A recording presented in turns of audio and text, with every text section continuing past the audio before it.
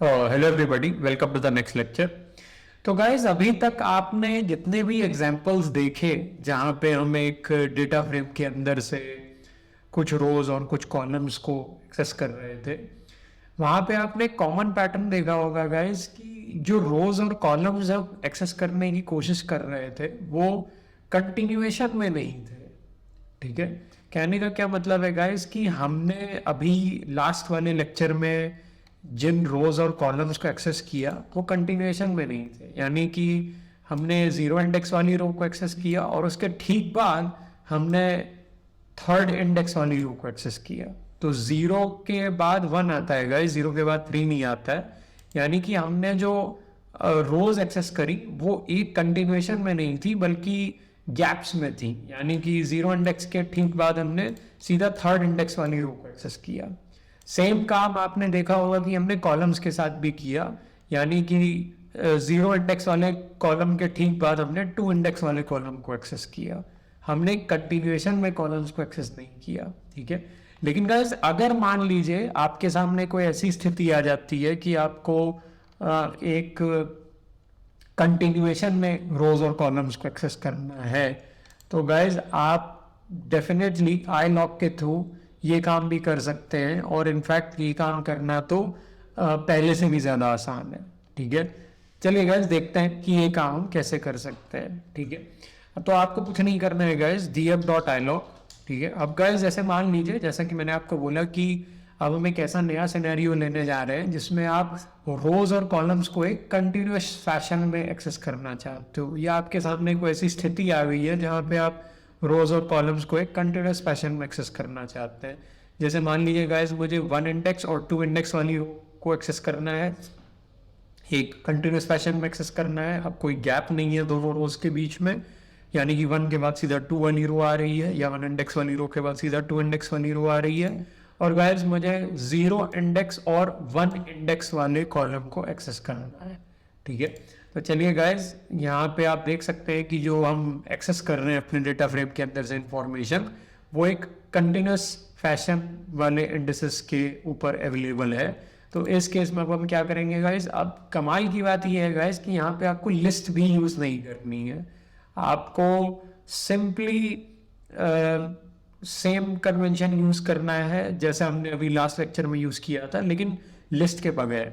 यानी कि गाइज हमें जिस रो से एक्सेसिंग स्टार्ट करनी है, पहले आप उस रो का इंडेक्स दे दीजिए। तो गाइज आपको अच्छे से पता है कि हमें जो एक्सेसिंग स्टार्ट करनी है वो फर्स्ट रो से करनी है या वन इंडेक्स वाली रो से करनी है।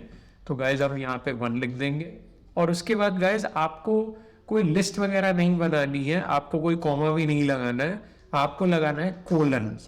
ठीक है, और गाइज आपको वो इंडेक्स देना है या फिर आपको उस रो का इंडेक्स देना है जिस रो तक आपको एक्सेसिंग करनी है, और उससे एक ज्यादा। गाइज इसका मतलब ये है कि अगर आपको टू इंडेक्स तक की रो एक्सेस करनी है, if you want to access index two row, ठीक है, तो गाइज आपको कोलन के बाद जो इंडेक्स देना पड़ेगा वो टू से एक ज्यादा देना पड़ेगा, यानी गाइज आपको यहाँ पे थ्री देना पड़ेगा।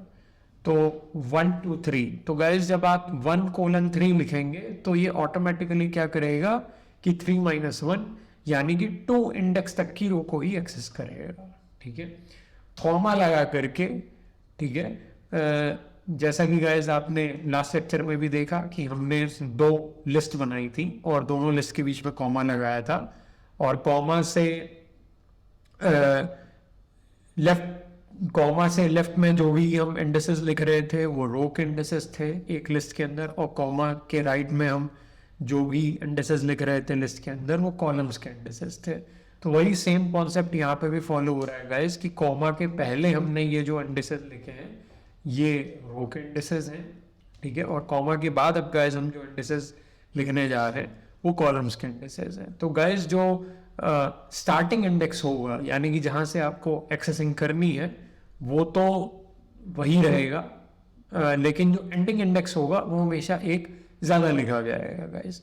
तो अब हमें कौन से कॉलम को एक्सेस करना है, हमें जीरो इंडेक्स और वन इंडेक्स वाले कॉलम को एक्सेस करना है। तो गाइज हमें यहाँ पे हम क्या लिखेंगे, यहाँ पे हम 0:2 लिखेंगे गाइज, 1 नहीं लिखेंगे, क्योंकि हमेशा आपको एक इंडेक्स ज़्यादा रख के चलना है।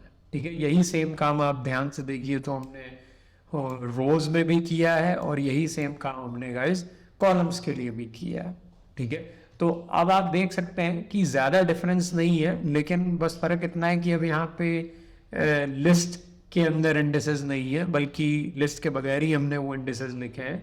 और स्टार्टिंग इंडेक्स और एंडिंग इंडेक्स जो कि हमेशा एक ज़्यादा लिया जाएगा, दोनों के बीच हमने कोलन लगा दिया है।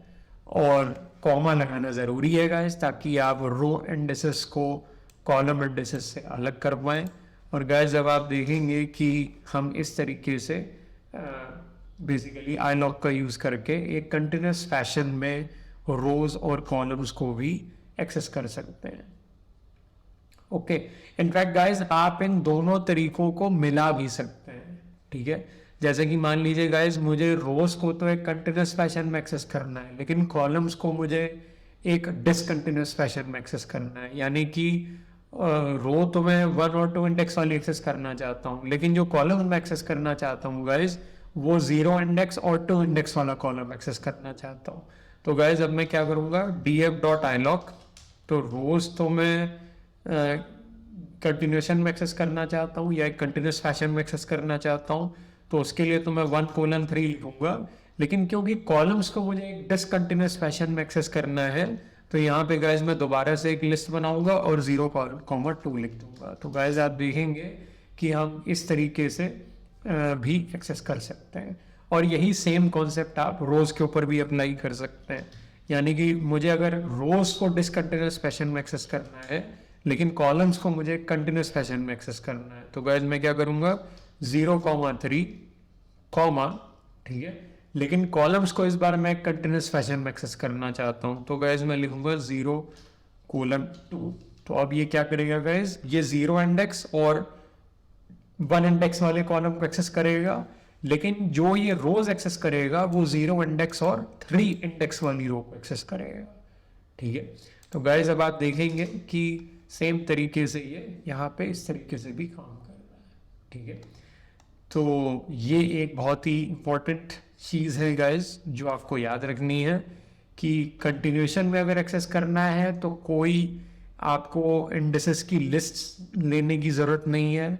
All you need is a starting index जहाँ से आप एक्सेस करना चाहते हैं, और एंडिंग इंडेक्स +1 जहाँ पे आप एड करना चाहते हैं। Same thing goes with the rows as well as columns. ठीक है, अगर कंटिन्यूस फैशन में नहीं एक्सेस करना है तो गाइज आपको इंडेक्सेस की लिस्ट लेनी पड़ेगी। ओके, तो ये भी एक तरीका है गाइज आई लॉक के थ्रू रोज और कॉलम्स को एक्सेस करने का। आगे आने वाले लेक्चर्स में गाइज हम कुछ और तरीके भी देखेंगे जिनसे कि आप रोज और कॉलम्स को एक्सेस कर सकते हैं। That's it for this lecture guys, thank you.